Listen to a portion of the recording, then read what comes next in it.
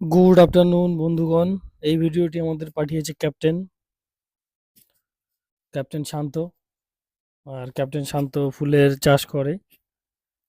আহ, সে তার দোকান রয়েছে, সেই দোকানের সামনে থেকে বিভিন্ন ফুলের যে টব, গাঁদা ফুল, তারপরে এটা কি ফুল, এটা হয়তো সূর্যমুখী ফুল হবে।